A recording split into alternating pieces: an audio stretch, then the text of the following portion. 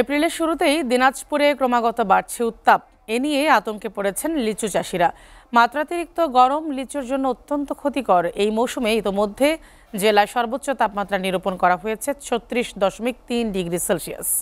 গত বছর প্রায় 65 বছরের রেকর্ড ভেঙে দিনাজপুরের সর্বোচ্চ তাপমাত্রা নিরূপণ করা হয়েছিল 41.7 ডিগ্রি সেলসিয়াস। এদিকে অতি গরমে জনজীবনে বিরূপ প্রভাব পড়ছে। দিনাজপুর থেকে খাদিমুল ইসলামের প্রতিবেদন। দিনাজপুরে প্রায় ৬,০০০ হেক্টর জমিতে রয়েছে ৬,০০০-এর বেশি লিচু বাগান। প্রতি বছর লিচু কেন্দ্রিক ব্যবসার পরিধি এখানে প্রায় ১,০০০ কোটি টাকা। কিন্তু এবার লিচুর গুটি আসা শুরুতেই বয়ে যাচ্ছে তাপপ্রবাহ। তীব্র গরমে লিচুর গাছ থেকে পড়ে যাচ্ছে গুটি, পুড়ে যাচ্ছে অনেক মুকুল। এ নিয়ে চিন্তিত কৃষকরা। রোদের তাপমাত্রা বেলা 10টা বাজলে 8 পাটে থাকা যায় না, তখন গাছের নিচে থাকা লাগে। তবে নিচুর যে এবার কি অবস্থা হবে আল্লাহ পাক জানে। বৃষ্টি নাই, ওদের কারণে ফলমূল নষ্ট হয়ে গেছে, বহুত মূল জ্বলে যায়, নিচুরও গাছও বের মল কমে বেড়েছে। এমন আবহাওয়ায় উদ্বিগ্ন লিচু ব্যবসায়ীরাও। লাখ লাখ টাকা দিয়ে বাগান মালিকদের অগ্রিম টাকা দিয়ে রেখেছেন তারা।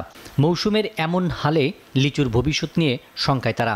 আল্লাহ কি যে করবে বলতে পারতেছি না। গেলবারে পর্যাপ্ত পরিমাণ ক্ষতিগ্রস্ত হয়েছি। গেলবারও প্রায় শেষের পর্যায়ে লিচুগুলো পর্যাপ্ত পরিমাণ পুড়ে গেছে তাপদাহের কারণে।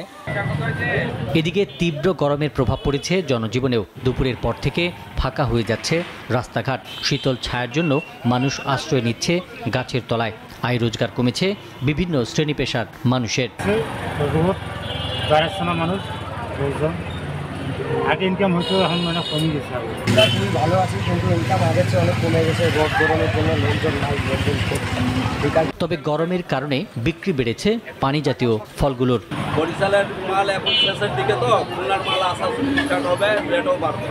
এদিকে স্থানীয় আবহাওয়া পর্যবেক্ষণাগার বলছে, বর্তমানে দিনাজপুরে তাপমাত্রা ওঠানামা করছে 33 থেকে 37 ডিগ্রি সেলসিয়াসের মধ্যে, যা আগামীতে আরও বাড়বে। তাপমাত্রা বৃদ্ধির পাশাপাশি বাতাসে জলীয় বাষ্পের আধিক্য বেশি থাকায় গরমের অনুভূতি বেশ তীব্রভাবে অনুভূত হচ্ছে।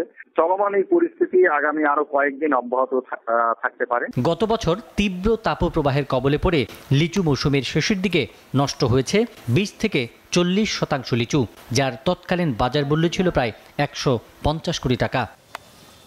SATV news desk.